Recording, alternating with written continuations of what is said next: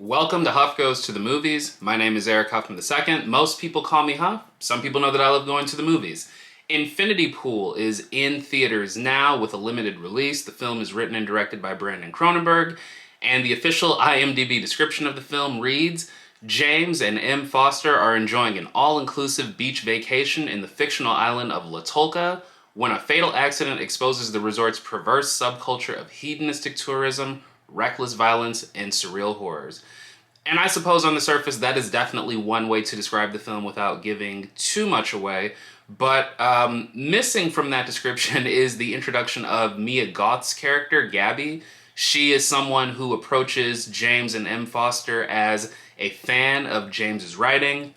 In the film, we are introduced to him as a struggling writer who is sort of dealing with a writer's block, so him and his wife are at this resort where he's trying to find some inspiration to continue working on his next novel. Once they meet Mia Goth's character and her husband, that's when they start to travel outside of the boundaries of the resort, and that's when trouble starts to find them. And then from there, the film gets pretty wild. I don't want to say too much that hasn't been given away in the marketing, but after they get into some legal trouble, James is sort of faced with a decision to make.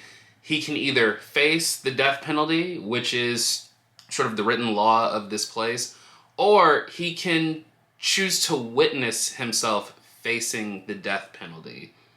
And for those who may have seen Brandon Cronenberg's previous film, Possessor, this is definitely very much in the wheelhouse of science fiction and body horror, which of course he's definitely picking up from his father, David Cronenberg, who did films like Scanners and The Fly.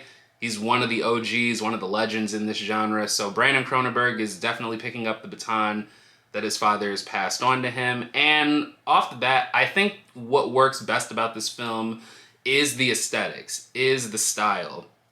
Cronenberg is working with DP Karim Hussein on this film, who was the DP on his previous film, Possessor. And much like that film, Infinity Pool has a very rich texture to it. We're not just seeing things happen to the human body, but it really is shot in a way to make you feel everything that's happening here. And so when the film starts getting very violent, it does make you cringe in your seat. And as they enter different settings, different locations, it's almost like you could reach out and touch and feel these places. It's almost like you can smell the air that they are in. It makes for a mostly effective watch. I think that as the film sort of shifts into more psychedelic, hallucinogenic styles and images, it does make it a little less real, but it doesn't take away from how effective those stylistic choices can be. So to bring on the DP that he previously worked with, I think was the right call. On top of that, the performances here are really good. Alexander Skarsgård has always been someone who is willing to commit to whatever the role is sort of demanding of him. And while this film doesn't give his character much development, the raw personality and bravado that he has to bring and just some of that energy and passion, he definitely delivers that in spades, and he plays so well alongside the other standout here, Mia Goth, who in the last year I think has really grown to be someone that we as fans of the horror genre might look at as a potential scream queen. She's not really in slashers or more conventional horror films that I think might automatically give her that label, but the work that she's done with X, Pearl, and now this, and of course the upcoming Maxine, which is part of that X-Pearl trilogy from Ty West. I think she's really making a case for herself to be one of the standouts in this genre and a go-to talent for anyone who has any sort of unconventional, disturbing, unsettling, weird vision. So I think that Skarsgård and Goth are sort of perfectly matched here with what Cronenberg is trying to deliver. As well as Cleopatra Coleman, who plays James's wife. Now, she doesn't have a great deal of screen time in the film, but she sort of plays the straight woman. She is the one seeing all of these crazy things going on, all of this violence, and she's the one who is sort of being that audience surrogate. She's like, this is not, we should leave, this is not safe, let's go. And again, while she doesn't have a great deal of screen time, I think that she makes the most of what she's given, and I think it's good work.